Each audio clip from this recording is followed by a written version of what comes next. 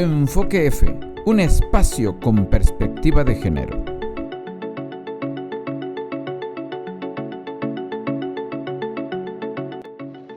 Bienvenidas y bienvenidos a su programa Enfoque F, un espacio con perspectiva de género. Esta vez conducido por Lady Velasco y Disraeli Ángel Cifuentes. Hoy ha sido un día muy movido. El tema para hoy era el de violencia familiar. Luego le llaman violencia intrafamiliar. Son las golpizas que reciben las mujeres en su hogar. Las mujeres casadas o las mujeres que no están casadas, pero las juntadas están viviendo una vida de pareja con alguien, pero aún las novias, también. Correcto. Las novias. Y creo que quienes están en papel de amantes y que solo se ven ocasionalmente son las únicas que no, aunque pudiera ser. A veces hasta ellas llegan, pero la mayoría no. Pudiera ser, sí. En su mayoría quizá no, pero que la violencia familiar está presente en muchos hogares, está presente en muchos hogares. De Chiapas, de México, de América Latina y creo que del mundo. ¿Tu mamá sufrió violencia familiar? Sí. ¿Alguna vecina de enfrente? Sí, de los claro, muchos conocidos. He sabido de, incluso yo en mi noviazgo tuve violencia familiar. Creo que en uno de los episodios lo comenté, que era novia y pues me intentó ahorcar y me golpeó. En estos casos parece que técnicamente le llaman violencia familiar equiparada, pero sigue siendo violencia machista, sigue siendo violencia misógina, que bueno, si tú me preguntaras, no me has preguntado. ¿Y usted sufrió? ¿O ha sabido de alguien? ¿O incluso en su matrimonio hubo eso? ¿Vivió eso? En mi matrimonio, no, nunca. ¿Su mamá? Mi mamá jamás. Y estas dos preguntas me gustan, porque mi mamá no sufrió violencia de parte de mi papá. Okay. Soy el menor de todos mis hermanos y mis hermanas y ellos me dicen que nunca sufrió violencia familiar mi madre. Entonces ya respondí a la pregunta. Nunca. La vi.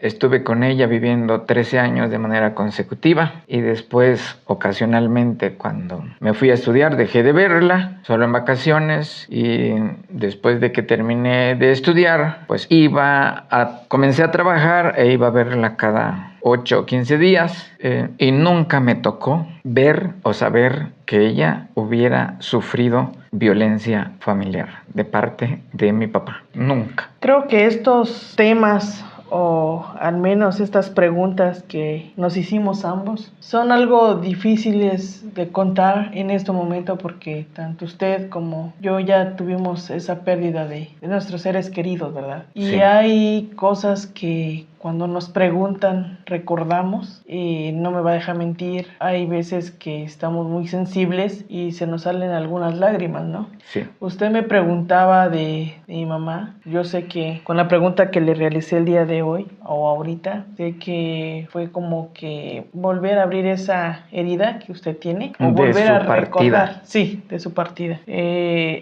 Cuando usted me hizo esa pregunta, afortunadamente pues tenemos esa dicha de vernos, ¿no? Y usted se pudo dar cuenta que pues yo le contesté el sí, pero me agaché. Sí. Es una parte difícil para la audiencia que nos está escuchando platicar esto, ya que desafortunadamente pues yo ya no me pude despedir de ella, pero hasta en el último minuto mis hermanos me contaron de que ella se fue muy triste porque la persona o la pareja de 30 y tantos años que vivieron, 38 años creo vivieron juntos, le dio la espalda cuando ella más lo necesitaba, cuando ella estaba postrada en una cama. Uh-huh. Son recuerdos que también implican violencia. Sí, el abandono de persona es violencia, tan es violencia que en los códigos penales están tipificados como delito, el delito de abandono de persona. Sí, él le dijo de que pues ahí se arreglara ella, ¿no? Como pudiera y que sus hijos lo miraran. Yo lamentablemente o desafortunadamente yo estaba hospitalizada porque también me vi delicada de salud. Me habían operado y pues yo ya no pude escuchar eso. No tiene mucho que yo platiqué esto con mi hermano, pues, el que más estuvo ahí. Y al contarme eso, sí fue como que volver a recordar, ¿no? Sí. Y son a veces golpes o no sé cómo decirle que te parten, pues te quiebras al platicar. Entonces yo por eso trato la manera de no muy hablar de eso, pues. Porque te quiebra. Sí, claro. Bueno, yo quiero, ahora que ya me tranquilicé. Quiero terminar de contestar la pregunta. Entonces, mi mamá no lo sufrió nunca. Mis hermanas sí. Pero como mi mamá no sufrió esa violencia, ella consideró que se empoderó en el hogar, en su hogar, en nuestra casa, en la familia. Era una mujer empoderada. Tenía voz de mando. Todos sus hijos obedecíamos. Ella era ya muy viejita, más de 90 años, murió a los 94. Pero aún a sus 90 años, ella seguía dictando órdenes. Y nosotros, sus hijos, sus hijas, obedeciendo. Eso porque ella se empoderó. ¿Cómo mi papá aprendió la no violencia? ¿Cómo mi papá aprendió a no ser violento? Yo no lo sé. Pero eso fue un modelo, fue una escuela. Permíteme. Sí.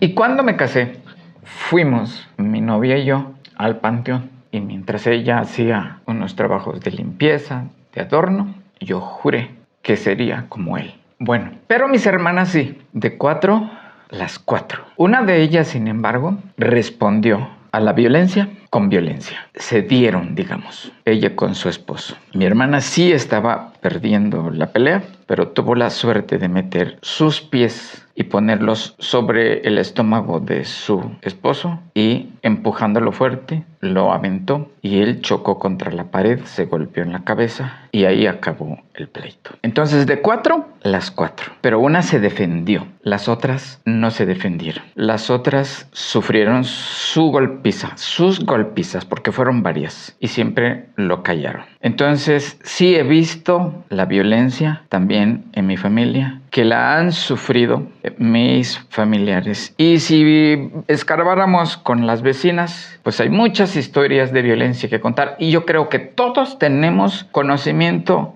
de cómo nuestros familiares, mujeres como nuestras vecinas, las sufren. Este es el tema de hoy. Así estaba planeado, hablar de violencia familiar. Y bueno, cuando ya estábamos a punto de iniciar el programa, recibo una llamada de un licenciado, de un abogado. Sí, ¿cómo está? Habla el licenciado Jaime Sosa, de acá de la Fiscalía. Ah, es que este número no lo tenía. Sí, ya ve que nada más habíamos platicado una que otra vez, pero no teníamos el número de teléfono. Sí. Fíjese que pasé ahorita con el fiscal. Sí.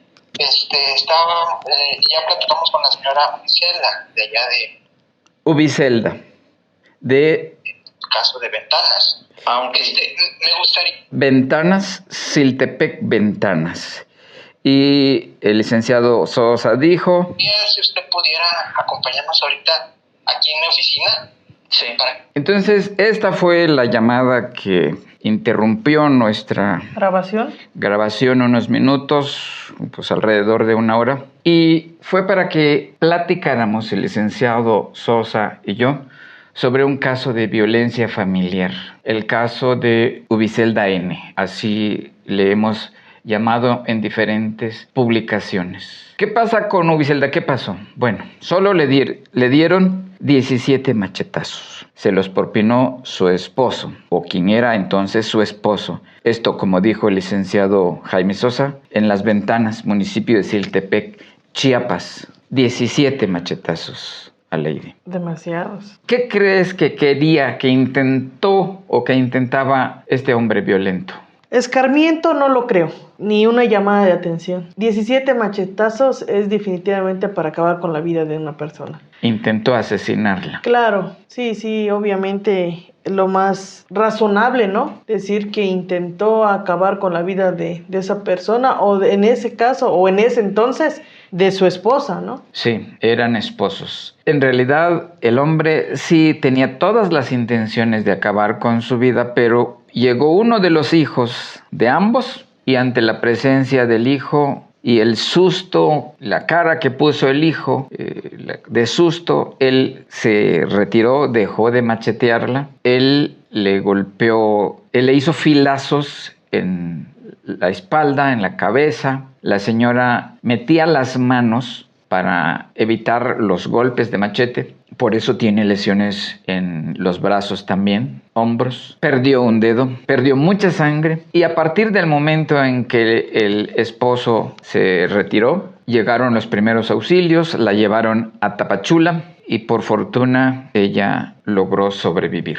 sobrevivió a esos 17 machetazos. Yo tuve la oportunidad de ver algunas de sus cicatrices porque ella vive en Emiliano Zapata, municipio de Bellavista, allá donde yo nací. ¿De allá es originaria? De allá es originaria. Entonces se fue al lugar donde fue violentada porque de ahí era el marido. Ella nació en Emiliano Zapata, municipio de Bellavista, pero se casó. Se casó y al casarse se fue con el marido hasta el municipio de Siltepec. Bellavista y Siltepec son municipios vecinos. Entonces Siltepec era nacionalidad del marido.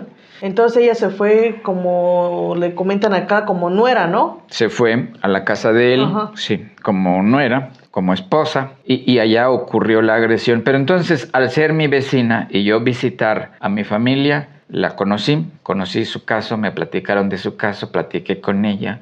Estaba evidentemente enojada, exigía justicia. Y yo hice muchas publicaciones sobre este caso, muchas publicaciones, no lo recuerdo, en Enfoque F están en la página de Facebook de Enfoque F, Enfoquef, por si quieren ir a checar. Ubicelda se escribe con H, Ubi con B, Celda con S, aparece como Ubicelda. Son muchas publicaciones que he hecho a partir de que me entrevisté con ella. Sin embargo, a pesar de eso, a pesar de yo estar exigiendo la aplicación de la ley, el encarcelamiento del agresor, porque si se deja impune, ¿qué pasa cuando un hombre le pega a una mujer y ella no denuncia? Pasa como cuando te engañan, ¿no? Hasta ellos mismos lo dicen. Si me perdonó una vez, lo va a volver a hacer. Correctamente. El riesgo es de que el ahora ex esposo de Ubicelda,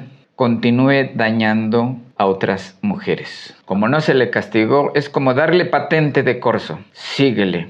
La ley no hace nada. La ley no castiga. Yo incluso puedo hasta matar a alguien y no va a pasar nada. No va a haber sanción, no va a haber castigo, no va a haber cárcel, va a haber impunidad. Correcto. Entonces, para combatir la impunidad, para evitar la impunidad, yo presioné para que inclusive envié cartas a casi todos los fiscales de distrito que han pasado por Comitán. Cartas abiertas, cartas al fiscal al fiscal general de Chiapas, a los 2 diferentes fiscales del estado de Chiapas y también al gobernador, exigiendo castigo.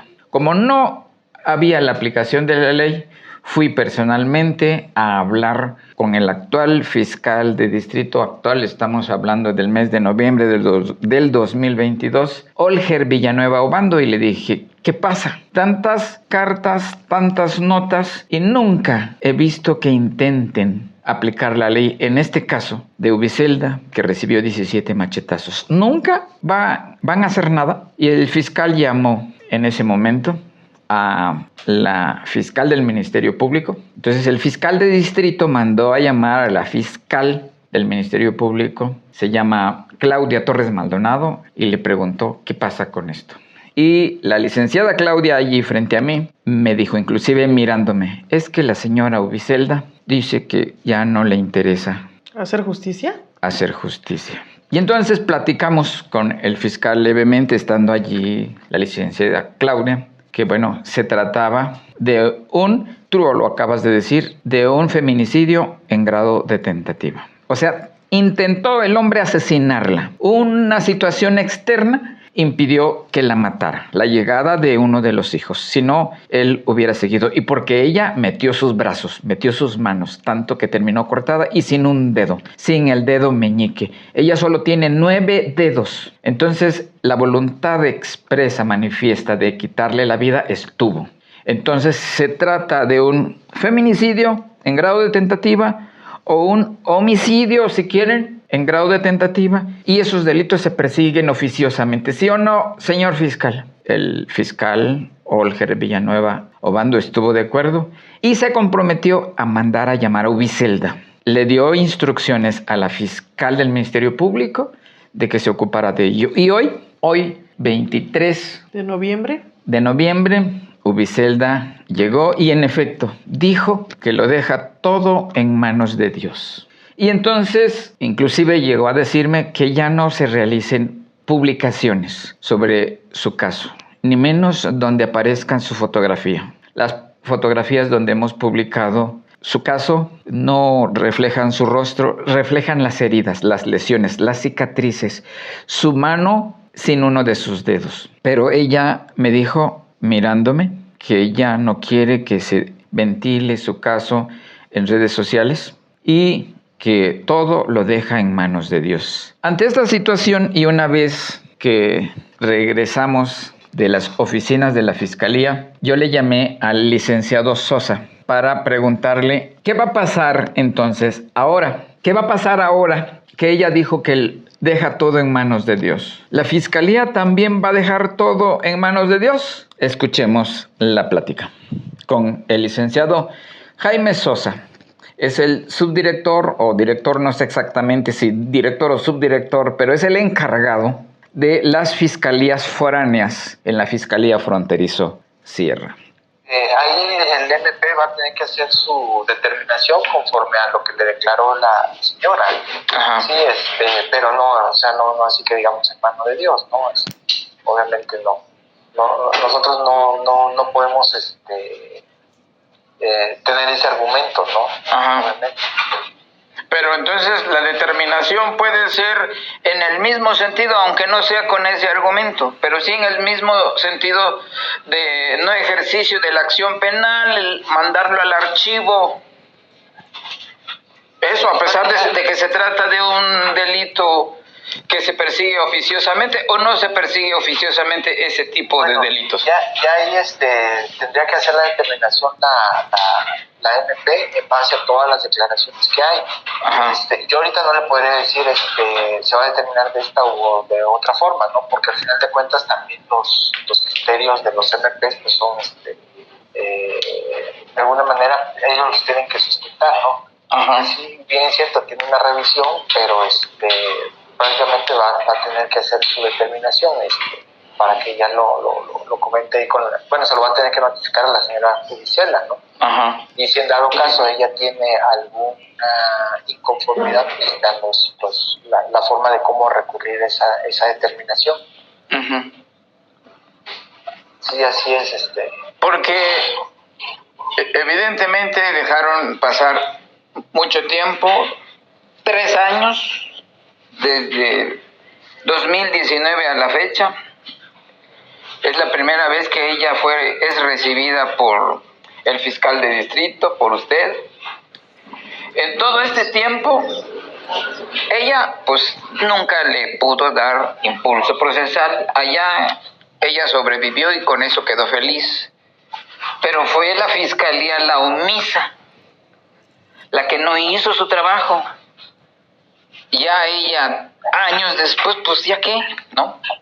Ya se dejó enfriar y ya lo perdona. Pero el señor va a seguir golpeando mujeres. Cuando tenga un machete, las va a golpear con machete, ¿no?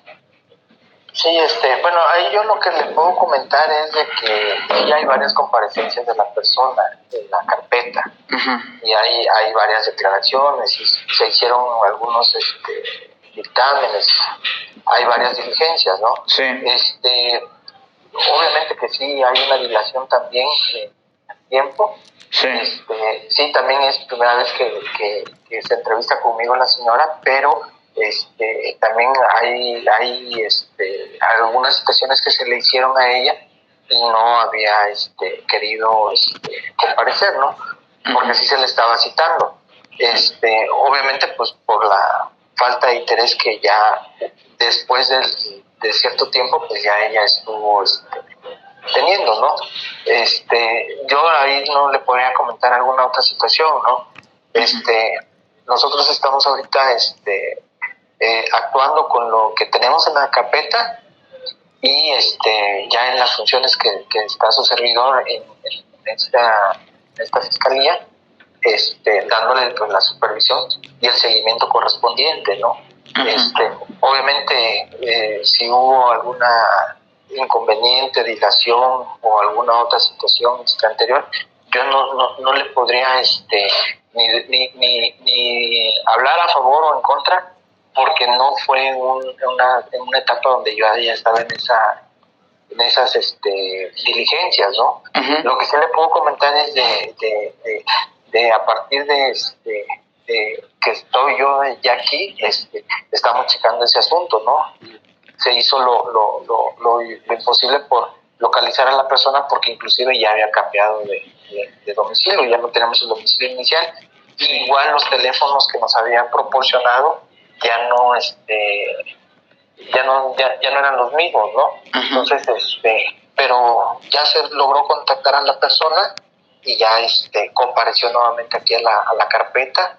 Ya la escucharon nuevamente en declaración, que fue lo que más o menos le comentó la señora a usted. Sí. Y en base a eso, pues vamos a resolver nosotros.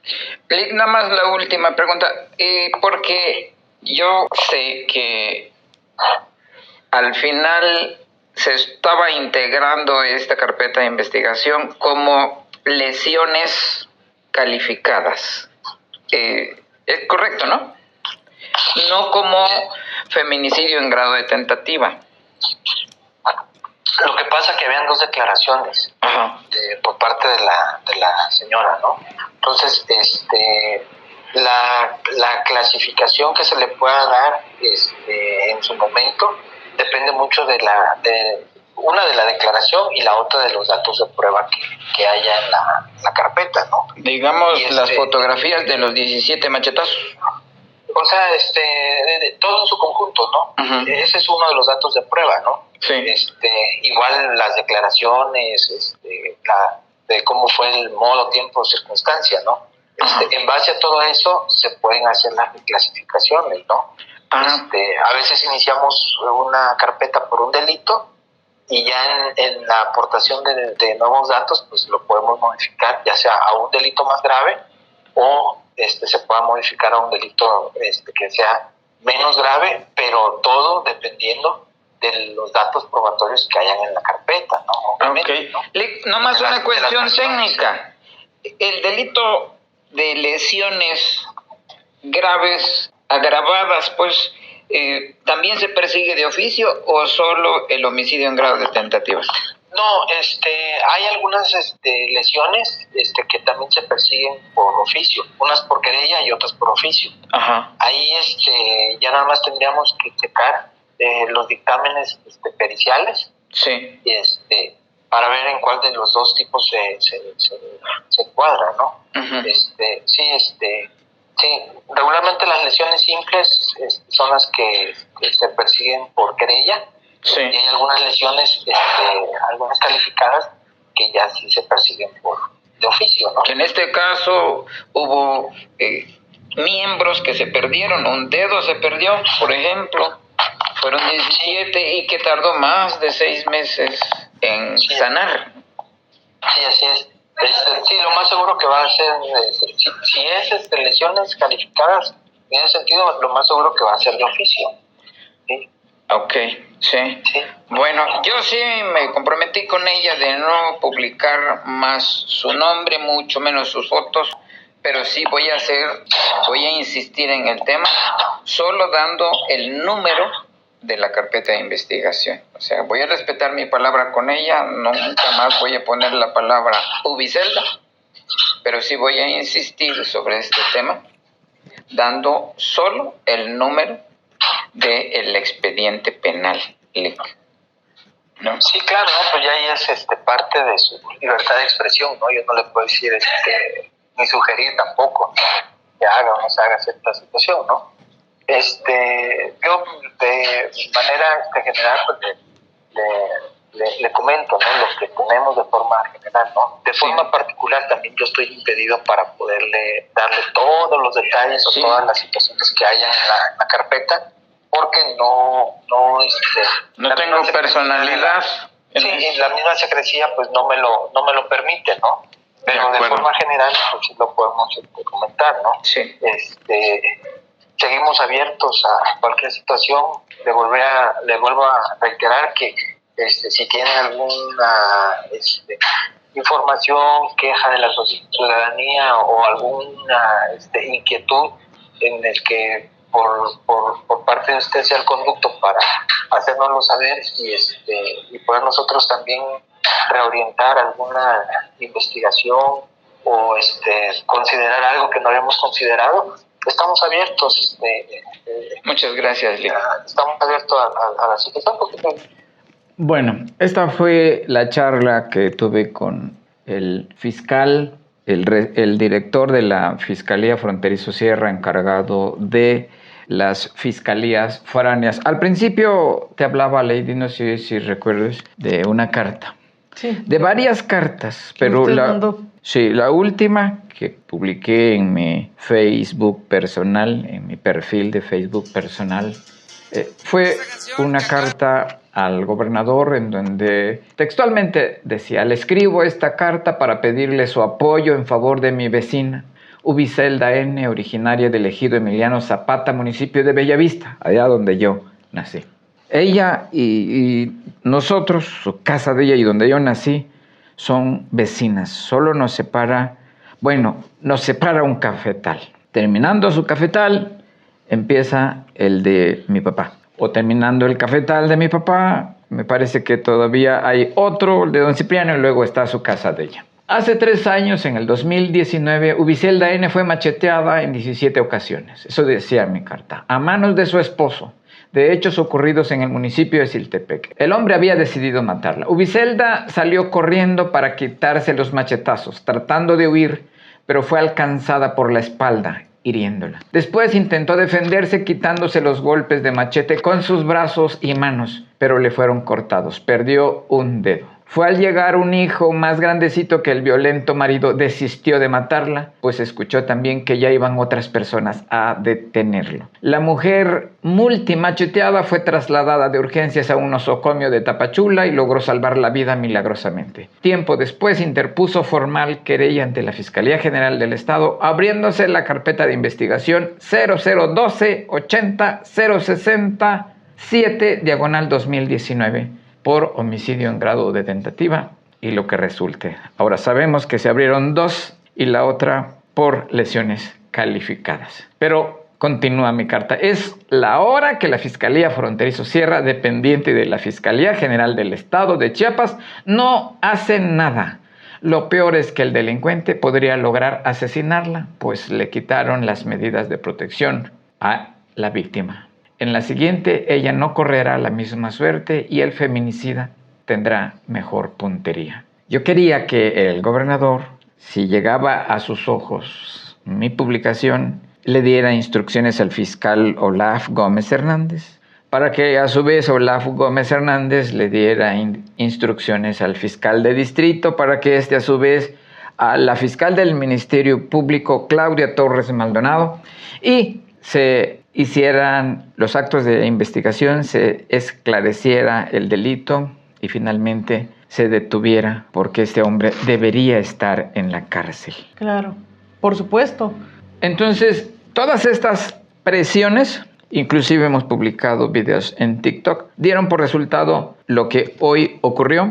Insisto, lo que le dije al licenciado Jaime Sosa: ya no voy a publicar el nombre de la señora Ubiselda, pero sí le voy a dar seguimiento, dando el número de la carpeta de investigación. Él dijo que los delitos de lesiones calificadas, como en este caso están sobrecalificadas, se persiguen oficiosamente.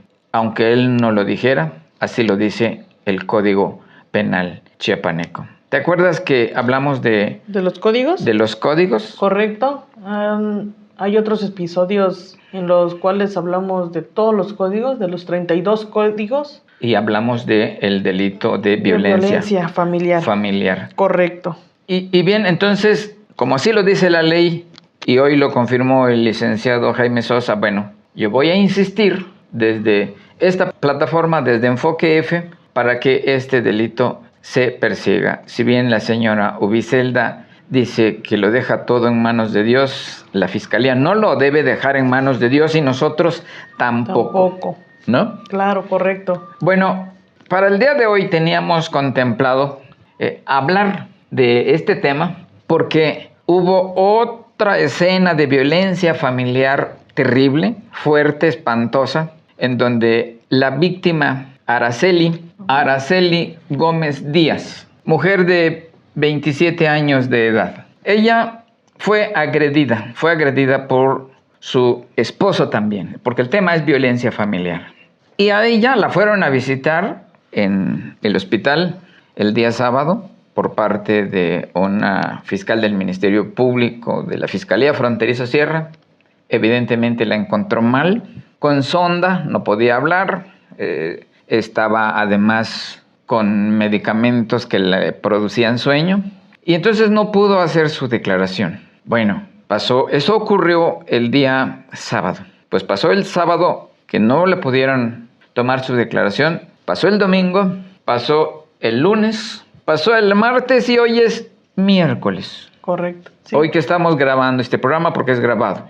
Miércoles 23 de noviembre del 2022. Entonces, 5 días después, y me llama la señora Araceli Gómez Díaz denunciando la omisión, otra vez la omisión de la Fiscalía General del Estado, de la Fiscalía Fronterizo Sierra, a pesar de que yo ya hice publicaciones y todas las leen en la Fiscalía General de Chiapas y todas las leen en la Fiscalía Fronterizo Sierra, aún así no han hecho absolutamente nada. Y me llamó la señora Araceli y vamos a tratar, a ver si nos da tiempo y si no, le prolongamos más. Esto fue lo que nos dijo la señora Araceli. Escuchemos. Buenos días. Buenos días. ¿Con quién tengo el gusto? Soy Araceli, la que estaba internada en el hospital. Ok, sí, ya. ¿Cuándo salió usted del hospital? Apenas ayer a las 2:30 me dieron de alta. ¿Cuántos días estuvo usted hospitalizada? Fue desde el sábado de la madrugada, como la 1:30 que ingresé ahí y apenas ayer salí. Estamos hablando del Hospital General ¿De Comitán? de Comitán, María Ignacia Gandulfo. ¿Me recuerda usted por qué ingresó al hospital? Sí, porque mi esposo me atacó con una botella de cerveza. Ajá.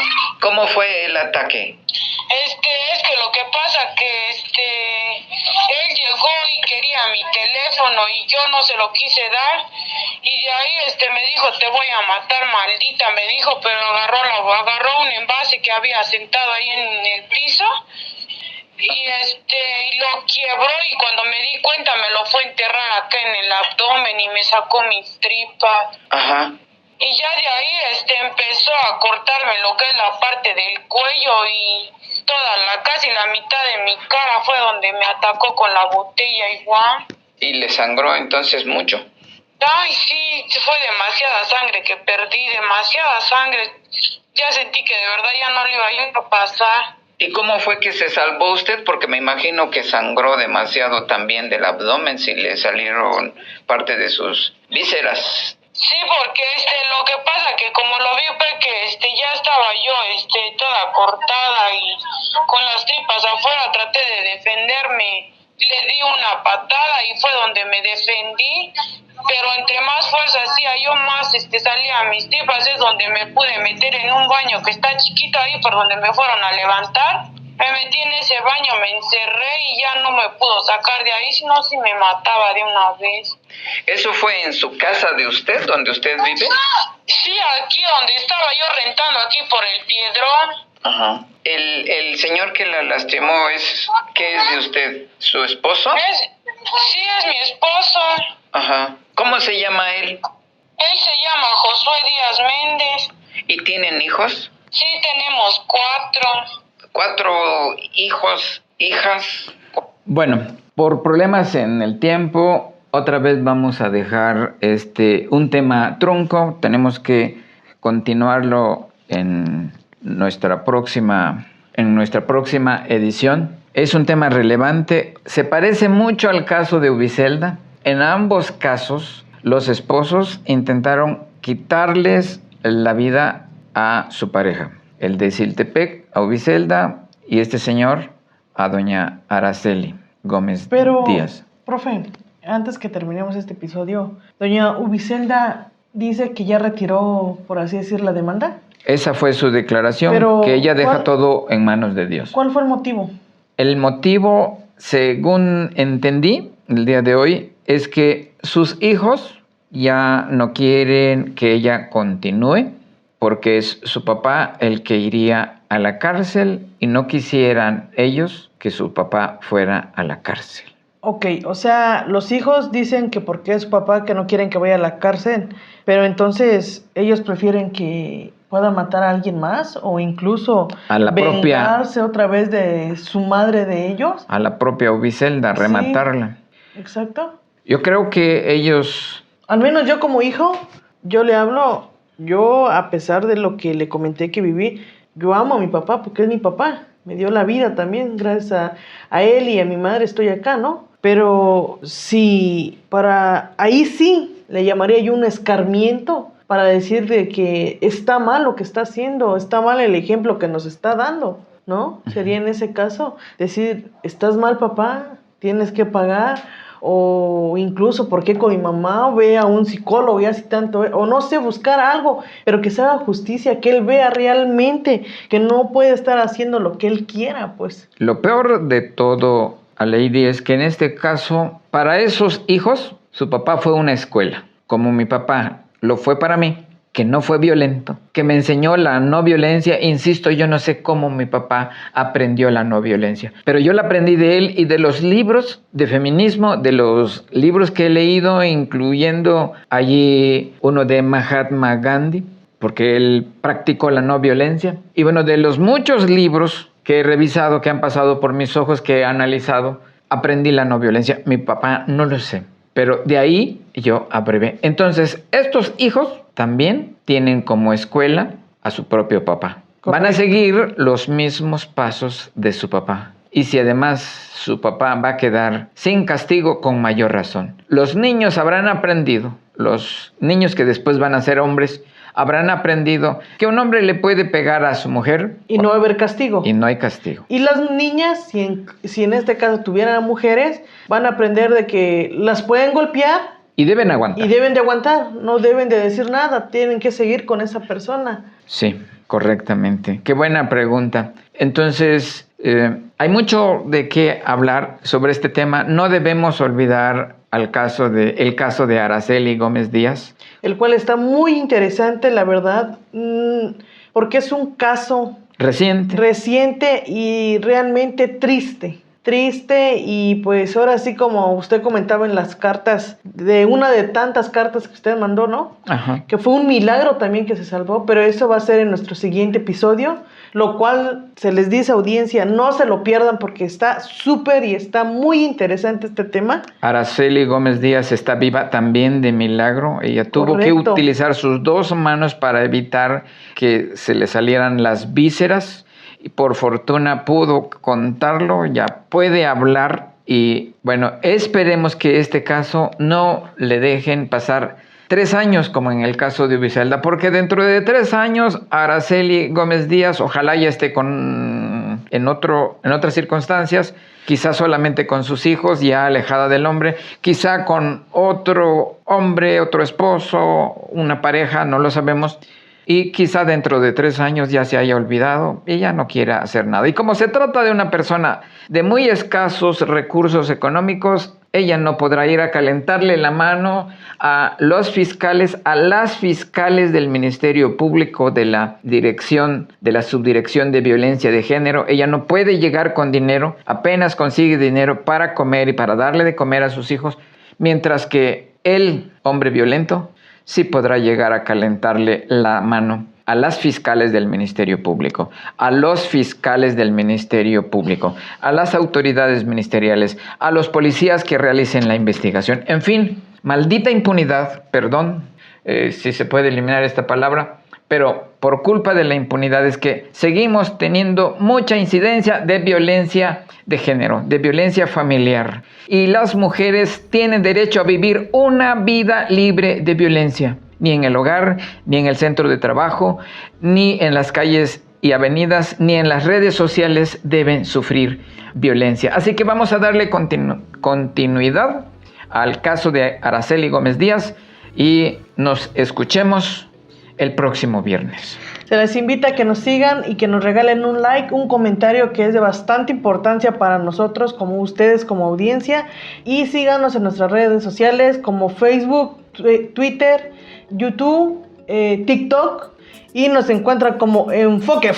Y en el caso de este podcast que se reproduce en YouTube, que también activen la campanita para que la campanita les avise de que ya tenemos un nuevo programa y pues... no se pierdan ningún episodio de nosotros. Correcto. Así que hasta la próxima.